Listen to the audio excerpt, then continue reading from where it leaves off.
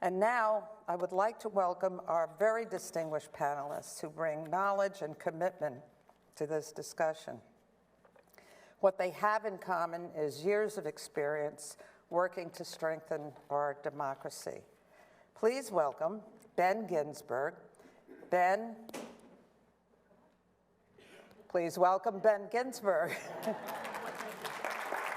He is, thank goodness, he's a distinguished visiting fellow at the Hoover Institution and serves as co-chair of the Election Official Legal Defense Network. He's an expert in election law and regulatory issues. He served as co-chair of the Bipartisan Presidential Commission on Election Administration, which produced a celebrated report on best practices and recommendations for state and local officials to make U.S. elections run better. Stephen Heintz. Stephen is president and CEO of the Rockefeller Brothers Fund, and he's devoted his career to strengthening democratic culture and institutions to better serve citizens. In 2018, the Academy of Arts and Sciences named Stephen one of 3 co-chairs of the Commission on the Practice of Democratic Citizenship in the 21st century. Next, Brian Corley. Brian is Supervisor of Elections for Pasco County, Florida, but I found out that Brian comes from Brooklyn. Anyway, since 2007, he has presided over 70 elections with more than 2 million votes cast. During his tenure, the Pasco County Elections Office continues to be recognized for innovation, efficiency, and transparency in serving voters. And next, Julietta Henry. Julietta is director of the Milwaukee County Election Commission. She's responsible for managing all of the elections in the largest county in Wisconsin, and she has successfully directed recounts for the 2016 and 2020 presidential elections in the middle of the COVID-19 pandemic, and she also serves on the advisory board of the Election Official Legal Defense Network. So we have an incredible panel. Thank you all for being here. And what we're going to do, thank you. What we're going to do is turn to the audience. We have some questions, and we're going to begin with one from Harriet Myers, and she asks, how do we entice more people to vote? And then the second question is, why can't we all vote by mail? And let's start with Ben. Well, either one of those you can choose. Thank you for having me. So we can increase the number of people who vote in 2 ways. One is poetry and one is practical. You know, there are barriers to voting that are put up in various laws, and you can get rid of those barriers and make it easier for all legal voters to vote.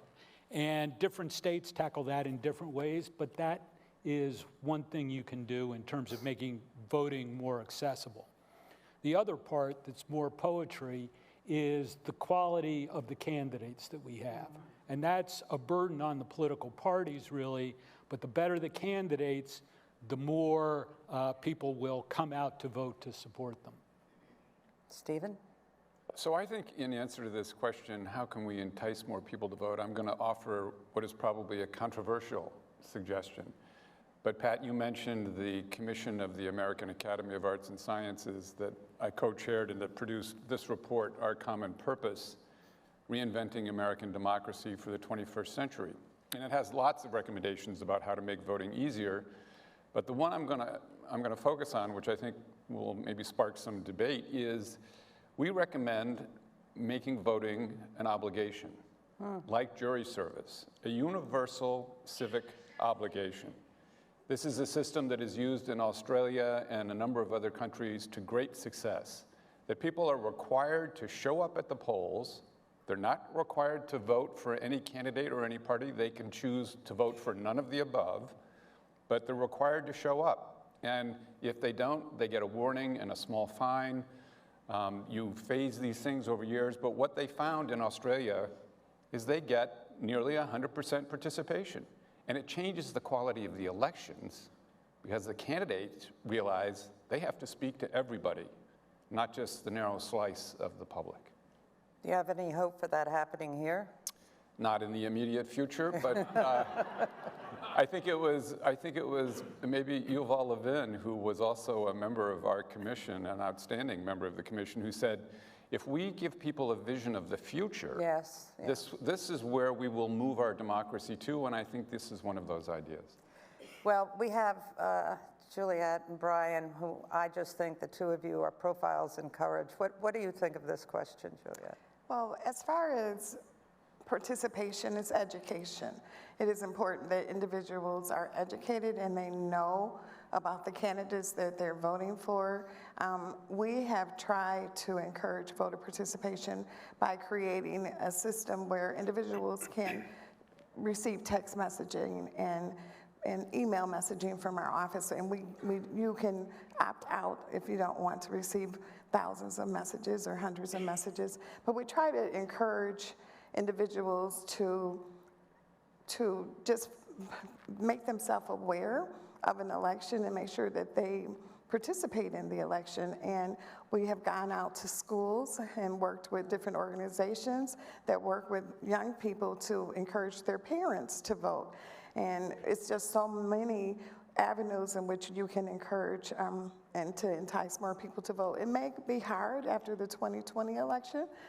However, I do feel that we have hope, and we know that individuals understand why we vote, and they also understand that individuals have died for us to have that right.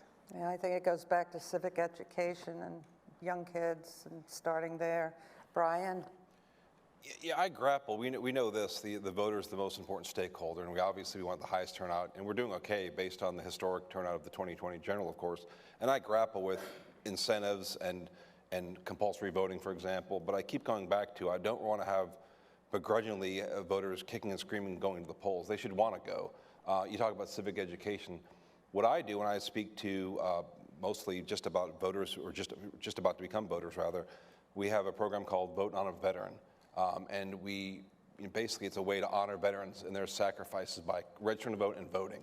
It's honoring those who wore and wear the uniform. It's been said we've had men and women who have crossed oceans to fight for our freedoms. Some never came back, while others won't cross street to vote. And when I talk to our young future voters and soon-to-be voters, they get it. So I think having to motivate them to want to vote, I think, is paramount. I love the fact that your dad was a cop in Brooklyn. I know that's The 8-1 precinct. Anybody want to talk about why we can't vote by mail? Well, No? Okay, yes, Ben? seven states do. Yeah. They do pretty well. They tend not to be our largest population states. Yeah. But the real reason is that under our system of government, the time, place, and manner of elections is up to the individual states. And one thing we learned from the Presidential Commission you referenced is that one size doesn't fit all when it comes to our democracy. And I think the election administrators know that too. So states have the ability to do what's best for their citizens. Stephen? I agree with what Ben said. It's interesting that in the states that do have it, they find that it works quite well. And as we heard on the previous panel, with essentially no discernible levels of additional fraud, Yes. So I think over time, more states are going to be looking to, online voting as a possibility. Yeah. They're going to be looking to mail-in voting. Anything we can do to actually make voting secure and easy is what we should do. I think that's happening with technology. Brian? I would say, shout out to Florida. We one size doesn't fit all is very accurate. Not only do we have in-person election day voting, we have in-person early voting for up to 2 weeks in addition to vote by mail. In fact, we even changed the request of my colleagues. The legislature changed the verbiage from absentee voting to vote by mail. We have a very sizable senior citizen population who felt the phrase absentee voting made them derelict by not showing up at the polls. Exactly. So changing the verbiage to vote by mail to denote it's 1 or 3 ways to vote went over very, very well. And the same in Wisconsin, it's not referred to as absentee voting, it's in-person vote. You're voting in person absentee. So you're just going to the locations that are open 2 weeks prior to the election, and you're voting in person, your absentee ballot. I also know that some people like to go to the polls. That it's a family affair. Yeah. You know, they like to take their kids to the polls, and then that encouraged their children. I have a friend, she and her husband would take their children to the polls. Her daughter now is a judge in Milwaukee, and their son, he now takes his child to the polls. So it's important to note that everyone doesn't want to go vote by mail. Some people really enjoy that civic duty, and they like to walk around with their I voted sticker, and that encourage other people to vote as well. We do like those stickers. I think we have a video coming up. Hello, my name is Max, and I'm from Boston. My question is what steps should we take to encourage participation in our democratic process and improve voter turnout for communities that have been historically disenfranchised and underrepresented in the process? Thank you. Thank you, Max. Stephen, why don't you take that one? Well, I think that first, and I want to say civic education is really an important part of this, and lots of our speakers today have focused on civic education.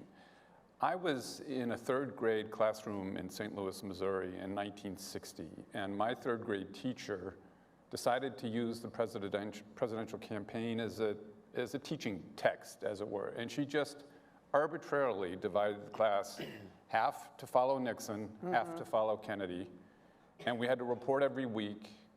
And I was in the Kennedy group, and it was the beginning of my lifelong passion about democracy. And it made me want to vote as soon as I possibly could, and every time I have the opportunity to vote. So I think it starts young. I think it is part of civics education. But then technically, we have to make voting as accessible as it possibly can be, especially to communities that haven't had it easy in terms of their ability to get to the ballot box. We have to open these vote centers. We have to do early voting. We have to do vote by mail when that's appropriate. Anything we can do, again, as long as we're focused on the integrity and the security to make the process simple, invites people to be part of our democracy. And you want to see people who look like you at the polls when you go. And so for what he was saying, historically disenfranchised and unrepresented, that's been something that unfortunately has been happening. So you need to increase poll workers from all kinds of backgrounds. So they're there from the community and you recognize them. Brian? I think the key, it's engagement and educate. Engage the communities that have been underrepresented. You know, where two or more are gathered is my mantra. I'll speak wherever, and you name it, I've spoken there. And let those voters realize why it's important they care. You know, we're going into the midterms, and everyone talks about the historical low turnout in midterms, and I call it the irony of turnout, that those that are the local offices have more of a day-to-day impact, a county commission, a school board, than, say, a president. And yet the irony is ironic in that it's decreased. And so we need to explain why it's important that any voter, why they register, how they prepare and make a difference, and how their voice counts. Julietta? I do know that in Milwaukee, for example, they started adopting polling locations, allowing organizations within the community, sororities, fraternities, to adopt polling location, and it became a little fundraiser for that organization. And I think that was very important to do because it allows individuals in the community to serve the community. And I think when individuals, for example, the sorority that I'm in, we have a polling location and they look forward to coming there every election, if nothing else, to see the people that are working at the polls as well. That makes sense. Ben? There's a responsibility on election administrators to be sure that the facilities, the voting machines, the ability to check in, the physical locations are uniform throughout a jurisdiction, which is very important. And then there's a lesson for all communities, which is in our politics today, the squeaky wheel gets the grease. And so that goes to the civic education of recognizing the stakes involved. It's so interesting. Growing up a long time ago in Brooklyn, a lot of immigrants, and they were so proud to be able to vote. It didn't matter what the weather was. I mean, it was what you're basically saying in terms of Australia.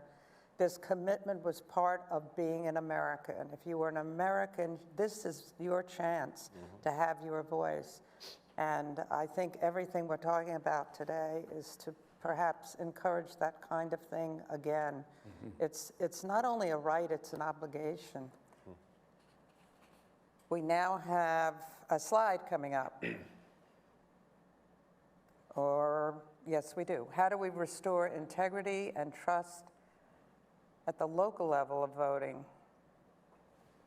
You want to take that one? Well, it really is the question of our times. Yeah, in it terms of is. voting and in terms of what we've been talking about and in the great sweep of history that the first panel addressed. The reality is that our national debate over these issues is very poisonous and very polarized, and that on the local level, there is much more of a ability to be able to convince people in the integrity of voting and to trust in the election results. And one of the things you mentioned, the election official Yes. legal defense network, which you're on the board. Well, we have a program where we're going into the most contentious communities, wanting to get the pillars of the communities from all walks of life and across the political spectrum, together with the election officials, to explain exactly the safeguards in our voting systems, because I know Julietta and Brian will tell you you can't steal an election and you can check results and they're not fraudulent.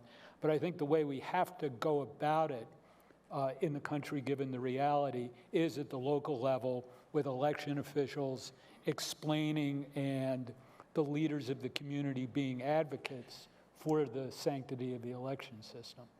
How long ago was that founded? About 6 months. Okay. This is our first cycle in 2024. Well, it's very will be timely. Stephen? I actually would rather hear from our local election officials. Well, I would like to thank all of the poll workers, all of the election administrators throughout the country who has integrity. First of all, we have been working elections. Personally, I started in 1990 in the 1900s, but we have been doing this. We've had our boots on the ground, and I don't think I question the integrity of the election process. I question the integrity of individuals who's questioning the election. So we haven't done anything different. Elections occurred. Someone said at a panel discussion I attended a couple of weeks ago, they said it's easier to fool someone than to convince them that they've been fooled. And Could you say that again? it's easier to fool someone than to convince them that they've been fooled. And that was one of our coworkers from Philadelphia. And it is so true, because what we're finding now is individuals, we're doing our jobs. We have not stopped doing our jobs. And the poll workers, as well as the election officials across the state, across the country, we're going to continue doing our job. So nothing is going to change on our end as far as the work that we do. We're committed. We've been, we do it with a smile. Even sometimes it can be upside down, but we just have to continue. We just have to continue making sure that elections occur, because without us, you're going to go to the polls one day and you're not going to find the poll workers there. You are one strong woman. Brian? Well, there's two issues. There's integrity and trust. Yeah. Integrity done. What next? Cross off that one. There is integrity. With regards to trust, if nothing else that came out of the multitudes of those who want to relive the 2020 election, they're asking hard questions, as well they should. But where it gets a little challenging is it becomes a giant exercise in confirmation bias. If I have a constituent reach out to me and wants to talk about X or Y conspiracy theory that's been debunked, if what I tell that individual doesn't subscribe to their existing viewpoint or what they've seen on social media, then it's fake. And it becomes whack-a-mole. You'll shoot on this conspiracy theory, well, what about this and what about that? It's never ending. And that's why I'm told I'm the first elections office in the nation to have no social media footprint. Everything we put out information-wise, innocuous voter information, would get hijacked by partisans going back and forth. And so we got rid of it, and we communicate directly with the constituents. And so, trust. I know I've had colleagues that have had open houses, A to Z, an hour and a half, elections, including the logic accuracy test, to audits and everything in between. So, you know, I give tours. We're doing everything we can. What's frustrating is we went from having to refute outright misinformation from foreign adversaries in 2016 to trying to refute information from our own fellow citizens, and that's troubling. So we're doing all we can, but again, we're all stakeholders, so we all have a part to play, I think. Absolutely. We have a video. My name is Megan Scott, and I'm a student at the University of Dallas. The particulars of election are essentially left up to the states. Should there be more federal regulation of our elections? Who would like to take that one on? More federal, we voted for Ben. Yes. Well, look, that goes to the saying of one size does not fit all. Yeah. And federal legislation is by definition one size fits all. In the bill, the For the People Act that was before Congress, to give an example, there was a provision that said there would be 15 days of early voting in every state. Well, I think it turns out that there is no state right now that actually has 15 days of early voting. Some have more, some have less. The states adjusted that number to fit their particular circumstances. So I think it's too big a country with too much variation in the communities to have federal legislation really work.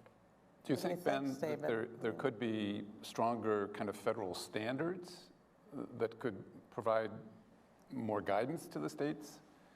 Well, sure, but I'm not sure what those federal standards are, for example. And I think, you know, you get into the granular level of election administration around the country, and what we were told when we were on the commission is what election administrators generally do with the most troublesome situations is to turn it over and get suggestions from the citizens about how to solve the problems for their communities.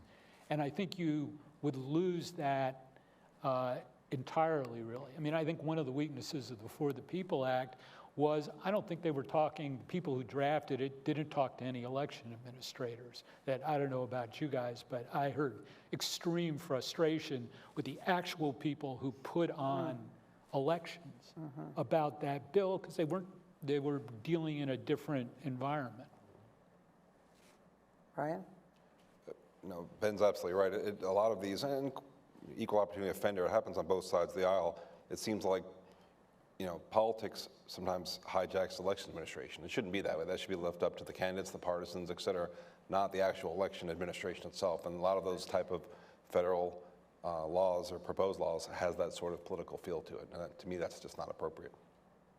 What do you think, Julietta? I agree with him because a lot of times, some laws, I believe, we should have standard laws, like you have to be 18 years of age to vote. But what I don't like seeing is after the 2020 election in 2021, you had over 352 new laws that were created across the, you know, the country that some of them weren't bad, they were bad laws that would allow individuals to become disenfranchised. And I don't think that's fair, that could, you know, something like that could occur.